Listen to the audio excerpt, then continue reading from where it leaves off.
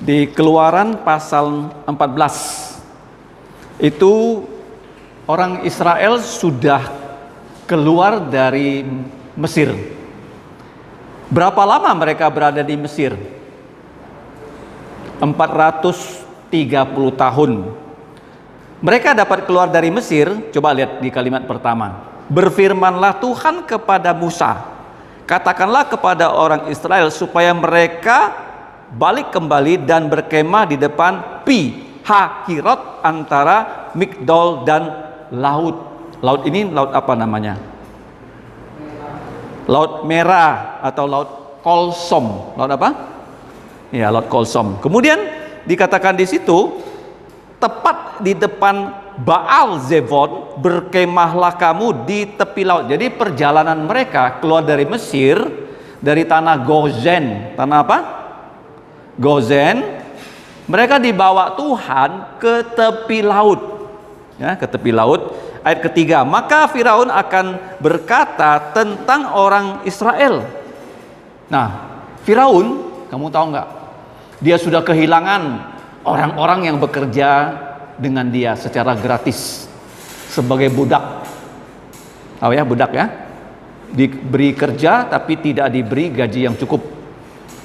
Ada berapa orang dewasa? Lebih dari 600.000 loh. Tiba-tiba ya, kamu bayangkan saja, Firaun yang punya begitu banyak tenaga kerja paksa yang bekerja di kerajaannya tiba-tiba pergi.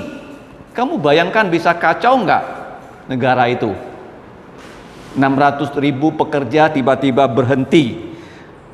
Mereka telah sesat di negeri ini, padang gurun telah mereka tempuh dan padang gurun telah mengurung mereka. Aku akan mengeraskan lubuk jantung Firaun sehingga ia Firaun mengejar orang Israel yang keluar dari Mesir, dan terhadap Firaun dan seluruh pasukannya aku akan menyatakan kemuliaanku sehingga orang Mesir mengetahui. Ini tujuannya kita belajar hari ini, sehingga orang Mesir mengetahui bahwa aku adalah Tuhan. Apa bedanya Allah dengan Tuhan?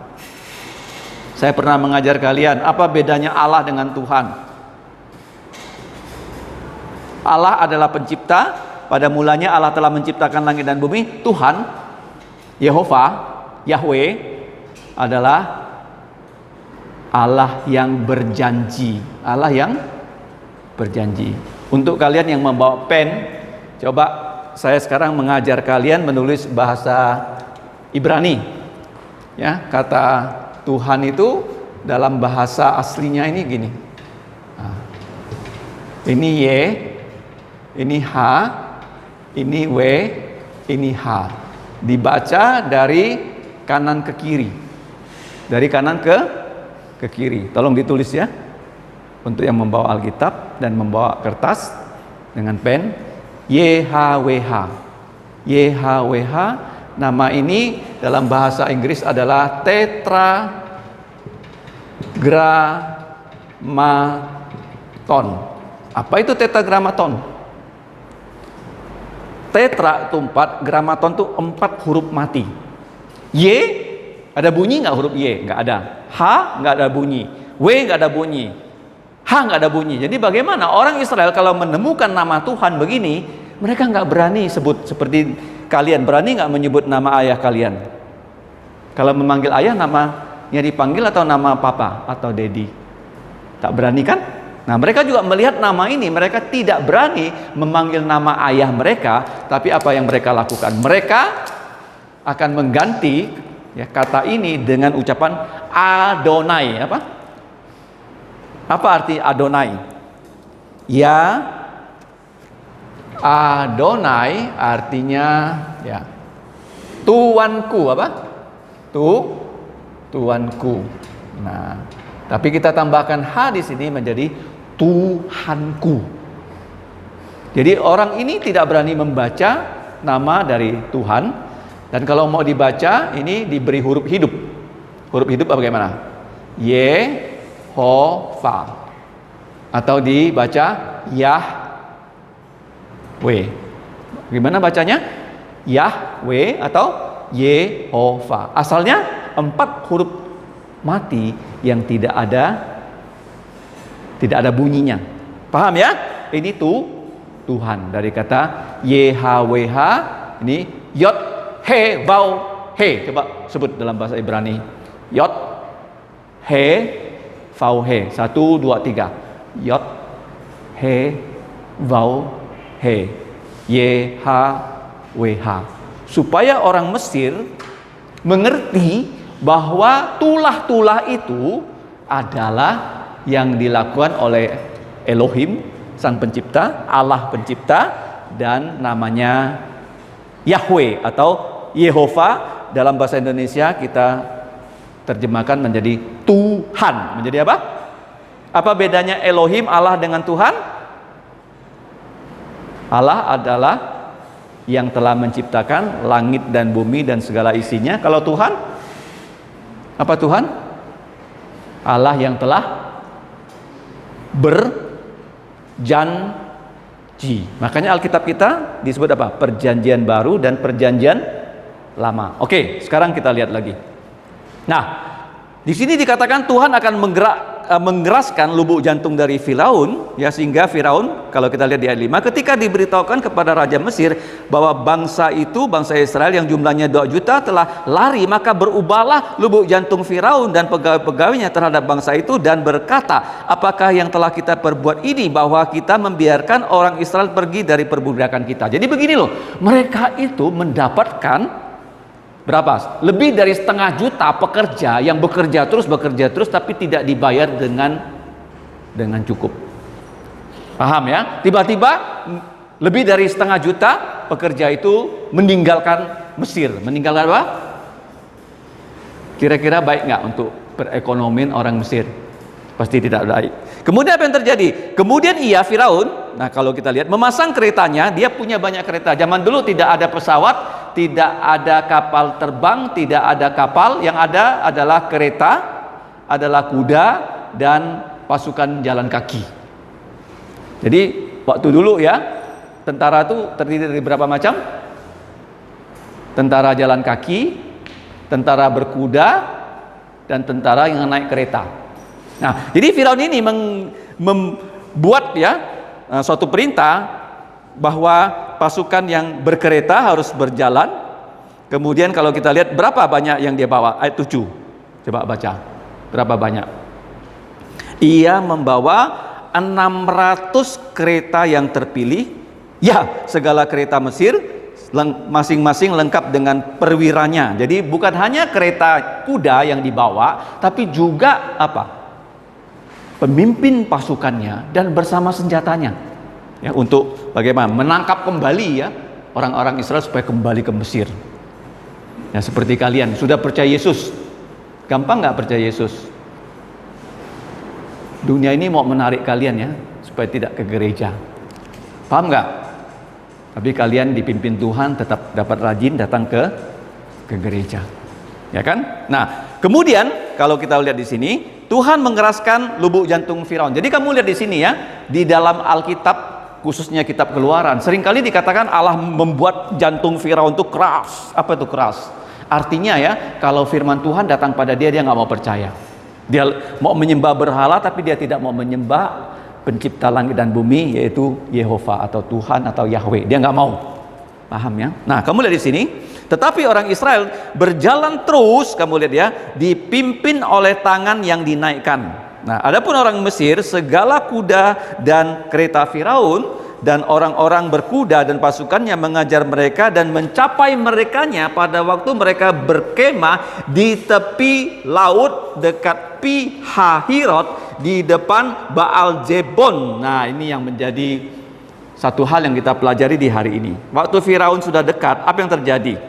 Orang Israel menjadi sangat ketakutan. Kenapa ketakutan? Karena di depan mereka itu ada laut yang namanya Laut Kolsom, tidak ada kapal, tidak ada jalan yang mereka bisa tempuh sehingga bisa mereka lari dari kejaran dari pasukan Firaun yang membawa senjata. Apa yang terjadi kalau orang menghadapi ketakutan? Coba kamu lihat di situ. Apa yang terjadi? Dan mereka pun berkata kepada Musa, kalau kalian sedang takut gelisah, apa yang kamu lakukan? Coba baca ayat 11 sama-sama. 1, 2, 3. Dan mereka berkata kepada Musa, apakah karena tidak ada kuburan di Mesir maka engkau membawa kami untuk mati di padang gurun ini?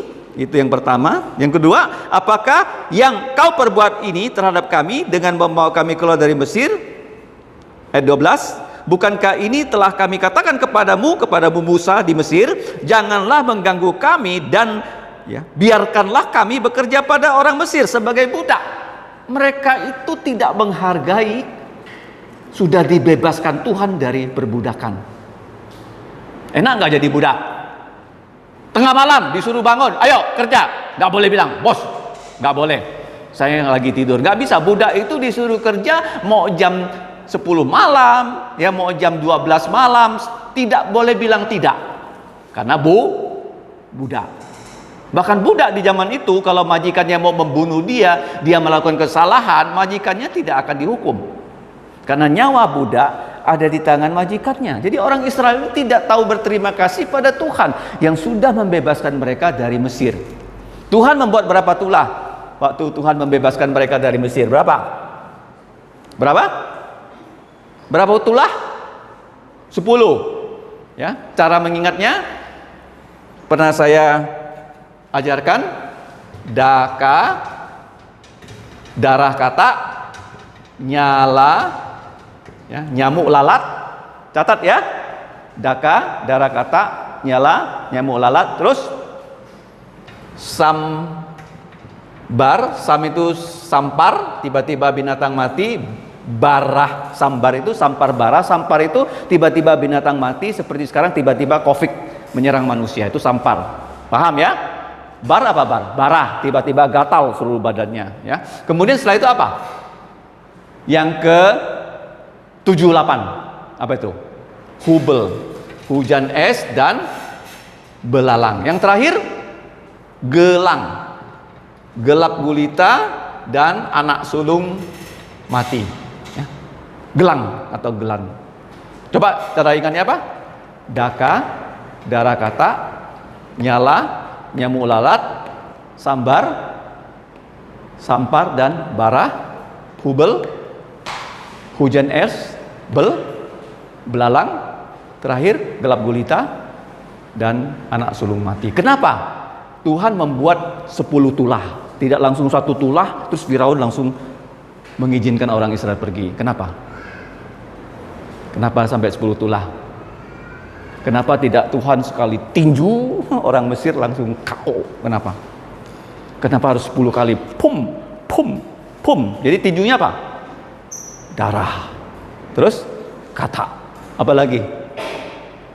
Terus nyamuk, lalat. Apa lagi? Sampar. Terus Dok, Esra peragakan. Saya sebut kamu gini kan. Sini, peragakan. Ya, sama-sama saya. Ya, 10 kali tinju. Kamu tinju saya. Ayo, sini. Ya, coba. Ayo. Gini ya, sini. Saya tidak sekali tinju KO. Ya, supaya ingat. Sampai 10 kali baru. Ya, sini. Nanti saya jelaskan. Peragakan. Sini. Ayo, sini. Cepat. Kamu saja, kamu. Ya. Olivia berani? Siapa yang berani? Nggak ada yang berani? Hah? Nah. Maju aja, ikut saya gini. 1, 2. Sebut ya. Kalau ini tinju pertama apa? Darah. Kata. Nyamuk. Lalat. Sampar. Barah, hujan es, belalang, terus gelap gulita, terakhir anak sulung mati, baru orang Israelnya pergi. Paham? Nah, kamu lihat di sini, sekarang Tuhan membelah Laut Merah. Membelah apa? Laut Merah. Ini sudah dicatat? Sudah ya? Membelah Laut Merah. Kenapa sampai 10 tulah? Kenapa? Karena orang Mesir menyembah berhala banyak sekali. Jadi sungai Nil disembah sebagai Allah. Tuhan bilang sungai Nil bukan Allah, airnya saya buat jadi darah. Terus mereka menyembah dewa Kata. Tuhan bilang Kata bukan dewa, bukan Allah, dia buat begitu banyak kata. Nyamuk disembah juga, lalat disembah. Sampar, kenapa tiba-tiba binatang itu mati? Kamu tahu nggak? Binatang itu disembah sebagai dewa, khususnya adalah sapi. Adalah apa? Seperti di India, nggak boleh makan sapi. Jadi sapi itu dipelihara gemuk-gemuk di India loh, sebagai dewa mereka di India ya. Jadi di India sapi dikasih makan enak, manusianya mati kelaparan. Bagus nggak? Ya, jadi binatang ini dibuat mati. Tuhan bilang ya, sapi ya bukan dewa. Kemudian ini bara. Kenapa bara? Bara itu tiba-tiba manusianya menjadi gatal. Karena banyak ya sihir-sihir Firaun, dukun-dukun Firaun. Jadi di kuil-kuil Firaun itu banyak apa? Banyak imam-imamnya yang bisa buat mantra dan memimpin penyembahan dewa. Dibuat tiba-tiba semuanya sakit, kulit gatal. Sehingga Tuhan bilang kepada Firaun, itu loh ya, dewa-dewa hamba-hambanya itu bukan menyembah pada Allah. Bara. Hujan es, kenapa hujan es? Ya. Hujan kan biasa hujan air, dibuat jadi es. Nah, jadi Tuhan bilang yang memberikan hujan bukan dewa kalian, tapi saya. Tapi hujannya dibuat jadi es, sehingga batu-batu es yang besar menimpa rumahnya, roboh, menimpa binatangnya mati. Belalang. Belalang kan? Belalang tuh kalau datang memakan apa? Apa yang dimakan oleh belalang? Semua tanaman. Ya, Tuhan mengatakan kalau kalian bisa menanam, ada hasil dari tanaman, itu bukan karena dewa-dewa kalian yang memelihara kalian, karena saya yang memelihara kalian. Kemudian gelap gulita. Kenapa gelap gulita? Karena mereka menyembah apa? Dewa matahari. Terus yang terakhir anak sulung. Kenapa? Karena Firaun sendiri mengatakan dirinya sebagai apa? Jelmaan dewa apa?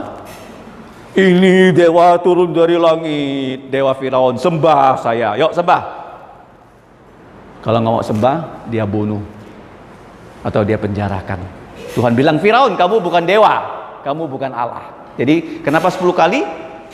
Ya sebutkan lagi ya. 1 apa?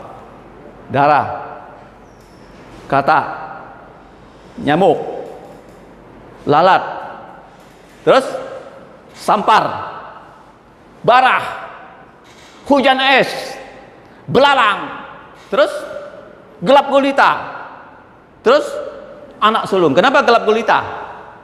Mereka menyembah dewa apa? Matahari. Kenapa anak sulung? Karena Firaun anak sulung, jadi raja. Dia adalah jelmaan dewa. Inilah dewa turun dari langit, sembahlah aku Firaun. Sembah. Nggak mau sembah? Bunuh dia. Nggak mau sembah? Masukkan penjara. Nggak mau sembah? Tangkap dia, istri anaknya bunuh. Tuhan membuat anak sulung mati. Kamu tahu nggak ya?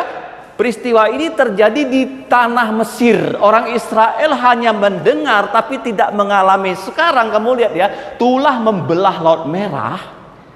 Itu orang Israel mengalami sendiri. Mereka sudah bebas dari Mesir, sudah berjalan 3 hari keluar dari Mesir sampai di laut yang namanya laut apa? Laut Merah. Kenapa laut itu disebut Laut Merah? Apakah kalau kita ke sana warna lautnya merah? Kenapa? Dengar baik-baik ya. Kenapa laut itu disebut Laut Merah? Kenapa? Kemungkinan ada 2 ya. Laut itu bukan warnanya merah ya. Ada laut yang lamanya merah. Kemungkinan waktu matahari terbit ya, sinar mataharinya merah, laut itu kelihatan merah. Itu yang pertama ya. Atau mataharinya terbenam, laut itu kelihatan merah. Kemungkinan yang pertama karena sinar matahari. Kemungkinan kedua, di dalam laut ini banyak ikan kakap merah. Kalian pernah makan kakap? Kakapnya merah. Sehingga laut ini disebut laut merah. Dalam bahasa aslinya disebut laut kolsom. Laut apa? Ya, laut kolsom. Nah, sekarang saya akan mengajar kalian dari pasal 14 ini ada beberapa hal yang sangat menarik. Ya, dari slide ini ya. Oke. Nah, yang pertama, kamu lihat. Tuhan berkata, waktu mereka takut kan, mereka waktu takut mereka bersungut-sungut loh. Tuh, Oh, kenapa kau Musa jahat betul ya membawa kami keluar dari Mesir? Kami kan enak di Mesir, kami bisa mati di Mesir dan bisa dapat kubur. Ngapa kamu bawa kami keluar dari Mesir dan sekarang kami akan mati oleh pasukan Firaun atau Laut Merah? Mereka bersungut-sungut. Kemudian tetapi ayat 13, ayo coba baca. Tetapi mari kita baca 13. Berkatalah Musa kepada bangsa itu, jangan takut. Nah, ini ada perintah, berdirilah tetap. Di sini ya, berdirilah tetap, stand still. Berdirilah tetap, jangan ngomel-ngomel, jangan sungut-sungut. Banyak sekali ya orang ya, seringkali dia ngomel-ngomel. Ya, kamu pernah nggak ngomel-ngomel sama orang tua kamu? Pernah nggak? Pasti ya. Banyak kali manusia tuh ngomel-ngomel. Tapi Tuhan bilang di sini jangan ngomel-ngomel ya. Diam, berdiri. Nah, kamu lihat di sini ya, berdiam berdiri dan lihatlah keselamatan dari Tuhan. Ini yang pertama loh, dari Keluaran 14 ayat 13 ya. Berdiam dirilah dan lihatlah Tuhan akan menyelamatkan engkau. Tadi saya mengatakan 10 tulah di Mesir itu terjadi di orang Mesir, tidak terjadi di Israel. Kamu sekarang saya tanya, ada enggak di tengah-tengah kamu yang tidak tahu namanya penyakit COVID-19? Ada tetangga yang kena sakit COVID? Ada? Nggak tahu ya COVID-19? Ada keluarga yang sakit? Bahkan kamu sendiri yang sakit? Sekarang saya rasa kebanyakan orang tahu tuh apa tuh COVID-19. Nah, orang Israel waktu tulah itu menimpa Mesir kan, orang Israel itu tinggal di tanah Gosen jauh ya dari tanah Mesir. Mereka itu nggak merasakan bahwa airnya menjadi darah, ada tulah lalat, tulah kodok. Mereka nggak tahu. Jadi sekarang ini mujizat waktu Tuhan lakukan, mereka sekarang mengalaminya. Kamu waktu percaya Yesus, saya tanya satu persatu. Kamu mengalami nggak Tuhan Yesus menolong kamu? Ada tidak? Waktu kamu sakit, kamu berdoa, Tuhan Yesus sembuhkan saya, Dia menyembuhkan kamu. Mengalami nggak? Siapa yang pernah mengalami pertolongan Tuhan Yesus? Silakan angkat tangan.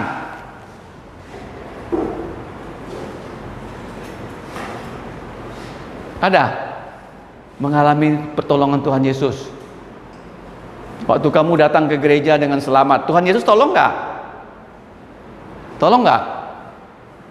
Tolong. Hidup kita itu selalu ditolong Tuhan Yesus. Kalau tidak ditolong Tuhan Yesus, kita nggak bisa datang ke gereja. Tadi waktu saya mau datang ke gereja, tiba-tiba saya mau belok, ada motor. Coba saya tabrak motor itu. Kira-kira saya bisa datang ke gereja nggak dengan tepat waktu?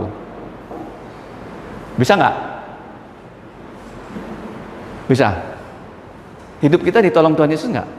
Selalu ditolong Tuhan Yesus. Karena itu tidak boleh kita tidak mengucapkan terima kasih. Nah, orang Israel waktu mereka bertemu dengan masalah, mereka ngomel-ngomel. Mereka tidak tahu Tuhan yang mereka sembah, yang membawa mereka keluar dari Mesir itu Tuhan yang Maha Kuasa. Kamu lihat di sini ya, firman Tuhan, berdirilah tetap dan lihatlah keselamatan dari Tuhan. Nah, kalimat ini bukan hanya di sini loh, kamu lihat ya, ada 5 kali. Tolong dicatat ya, nanti saya kirimkan. Berdiam dirilah dan dengarkanlah apa yang akan Tuhan perintahkan tentang kalian. Bilangan 9 ayat 8. Berdiam dirilah ya beberapa saat agar aku dapat menunjukkan firman Tuhan kepada kalian. 1 Samuel 9:7. Kemudian yang keempat, berdiam dirilah dan lihatlah keselamatan Tuhan bersamamu. Ini sama Keluaran 14:13 dengan Tawarik 20 ayat 17. Yang terakhir kepada Ayub, berdiam dirilah dan pertimbangkanlah karya-karya Tuhan yang menakjubkan, ayat 37 ayat 14. Jadi kita harus bagaimana? Apa artinya berdiam diri? Berdoa. Jangan ngomel. Nah, jadi kamu lihat di sini ya, yang berikutnya. Bagaimana Allah membelah Laut Merah? Coba lihat ya. Ayat 16, dia berjanji. Ada 7 hal yang dia janjikan, semua yang dia janjikan itu dia laksanakan. Yang pertama, aku akan membelah Laut Merah, ayat 16. Yang kedua, Israel akan pergi dari tanah yang kering. Kemudian aku akan mengeraskan jantung orang Mesir sehingga mereka tetap mengejar orang Israel dan mereka akan tetap mengikuti orang Israel ke laut, dan Firaun akan dihancurkan, dimatikan, ditenggelamkan, dihukum mati di Laut Merah, pasukannya akan dihancurkan, mereka akan tahu ini tujuannya. 2 kali dikatakannya bahwa aku Allah ya yang sejati. Elohim adalah Yehova, 14 ayat 8. Ada 7 janji Allah. Dari ayat berapa? 7 janji Allah? Ayat 16 sampai 18. Tolong ditandai ya Alkitab kalian. Di pasal 14 ayat 16 sampai 18 ada 7 janji Allah yang dia penuhi. Bagaimana caranya Allah membelah Laut Merah? Dia menggunakan tongkat. Gunakan apa? Sekarang saya punya tongkat nggak? Nggak ada. Ini tongkat apa nih? Tongkat presentasi ya. Ini tongkat apa? Nah, presentasi, bukan tongkat. Sekarang yang kita punya apa? Apa yang kita punya? Ayo semua angkat Alkitab. Semua.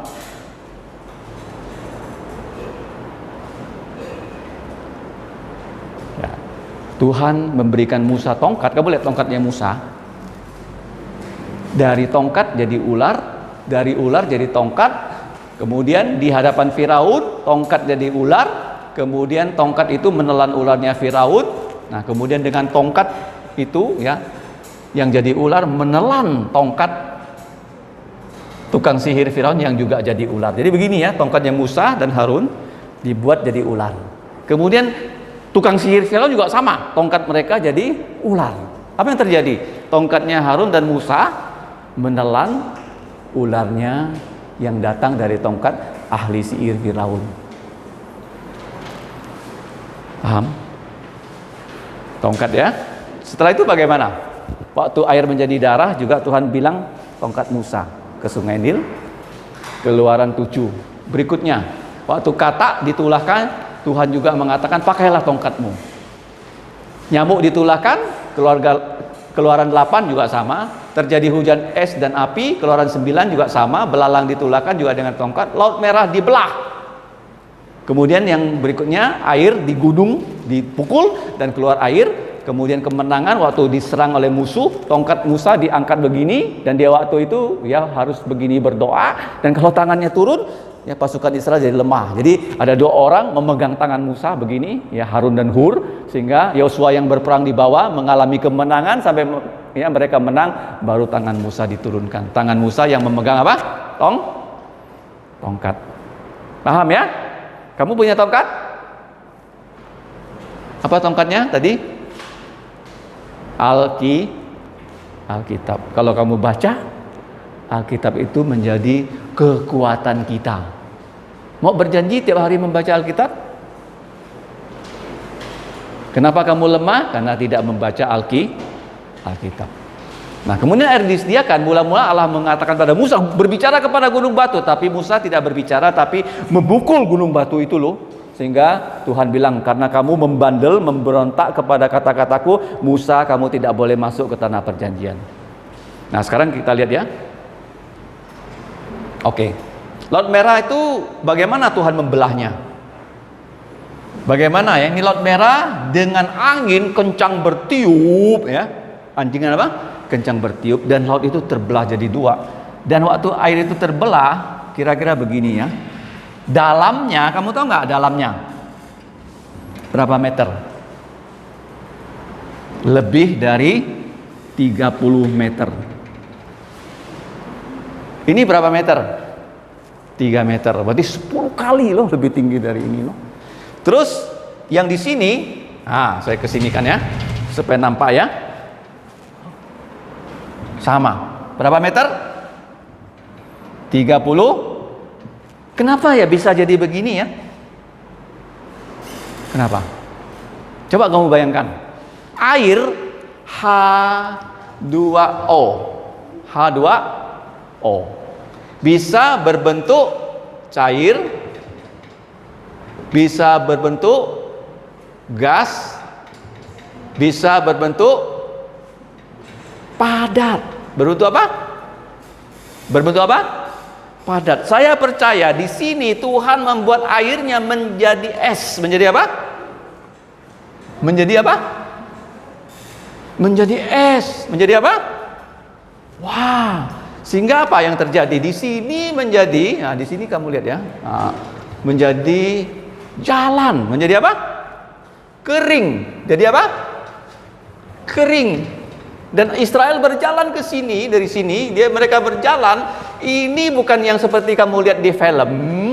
Di film itu lebarnya hanya selebar jalan, selebar kira-kira 8 meter. Betul? Kalau 8 meter 2 juta orang mau nyebrang, bisa nggak? Macet.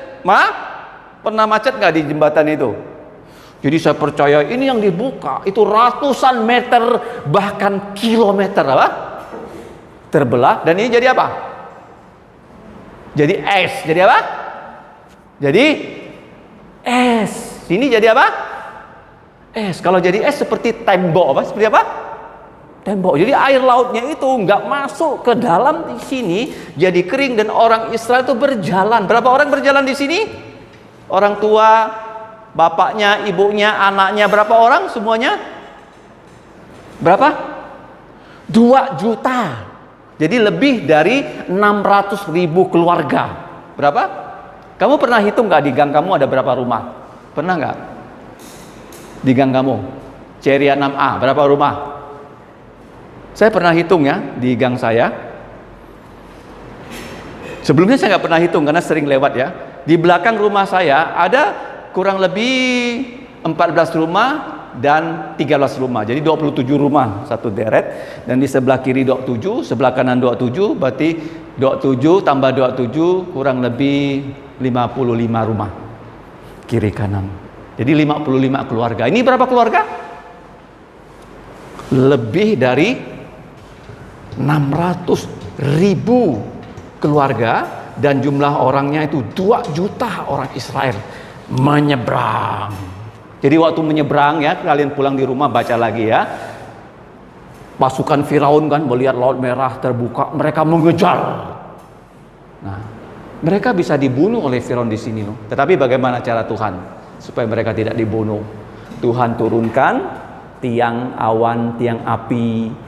Jadi di sebelah sini gelap, ya di sebelah sana terang. Orang Israel bisa berjalan. Mereka berjalan di situ itu adalah malam hari. Kamu tahu nggak? Dari jam 3 pagi sampai jam 6 pagi berjalan. Dan Tuhan buat ya kereta Firaun itu supaya nggak bisa mengejar apa yang Tuhan buat. Apa yang Tuhan buat? Rodanya lepas apa? Tadi baca nggak rodanya apa? Lepas. Jadi karena rodanya lepas, Firaun tidak bisa mengejar, Tapi waktu orang Israel sudah sampai di seberang, sampai di mana? Seberang. Berapa lama mereka berjalan? Dari jam 3 sampai jam 6, 3 jam. Laut ini ya kurang lebih berapa kilometer? Beberapa kilometer. Kalau kita berjalan kaki, saya pernah mencoba ya, 1 jam berjalan 5 kilometer. Kalau 3 jam bisa berapa kilometer? 15. Jadi mereka sudah sampai di seberang belasan kilometer. Firaun itu nggak bisa maju. Kenapa nggak bisa maju? Karena dibuat gelap tempat mereka dan keretanya dibuat apa? Bannya copot. Dan waktu mereka sudah nyebrang, Tuhan bilang sama Musa apa? Pakai apa? Pakai apa? Tadi pakai apa? Laut Merah dibelah. Pakai lihat ya, mana yang tadi kamu baca pasal 14 ayat 26. Mari kita baca 1, 2, 3. Berfirmanlah Tuhan kepada Musa. Terus ulurkanlah tanganmu ke atas laut supaya dengan tongkat ya, supaya air berbalik meliputi orang Mesir, meliputi kereta mereka dan orang-orang mereka yang berkuda. Musa mengulurkan tangannya ke atas laut, maka menjelang pagi dari jam 3 sampai jam 6, ya kan? Berbalihlah air laut itu ke tempatnya, sedang orang Mesir lari menuju air itu, demikianlah Tuhan mencampakkan orang Mesir ke tengah-tengah laut. Berbaliklah segala air itu, lalu menutupi kereta dan orang berkuda dari seluruh pasukan Firaun yang telah menyusul orang Israel itu ke laut. Seorang pun tidak ada yang tinggal dari mereka. Tetapi orang Israel berjalan di tempat kering dari tengah-tengah laut, sedang di kiri dan kanan mereka air itu menjadi tembok. Bagaimana menjadi tembok? Tadi menjadi apa? Apa? Menjadi apa, Esra? Menjadi bentuk mana? Cairkah, padatkah, atau menjadi apa? Padat es. Sekarang menjadi cair dan ayat 30. Sama-sama kita baca 30-31. Demikianlah pada hari itu Tuhan menyelamatkan orang Israel dari tangan orang Mesir, dan orang Israel melihat orang Mesir itu mati terhantar di pantai laut. Ketika dilihat oleh orang Israel betapa besarnya perbuatan yang dilakukan Tuhan terhadap orang Mesir, maka takutlah bangsa itu kepada Tuhan, dan mereka percaya kepada Tuhan dan kepada Musa hambanya itu. Di rumah dibaca ya. Mari kita berdoa. Bapa, kami mengucap syukur untuk pada saat ini bisa belajar firman-Mu. Tolonglah kami supaya di rumah kembali mempelajari firman-Mu, dan kami dapat percaya kepada Tuhan Yesus sebagai juru selamat kami. Ya Bapa, ampuni dosa kami dengan darah Tuhan Yesus. Hapuslah dosa kami, dan tolonglah anak-anak yang akan menghadapi pas pada akhir bulan ini dan bulan depan, kiranya mereka bisa lulus dengan baik. Kami serahkan hidup kami ke dalam pimpinan-Mu. Jadikanlah anak-anak sebagai saksi agar orang tua mereka, keluarga mereka juga bisa percaya Tuhan Yesus. Ya Bapa, ampuni dosa kami dengan darah Yesus. Hapuskanlah pelanggaran kami. Dalam nama Tuhan Yesus kami berdoa dan berterima kasih. Amin. Tolong Esra matikan kamera.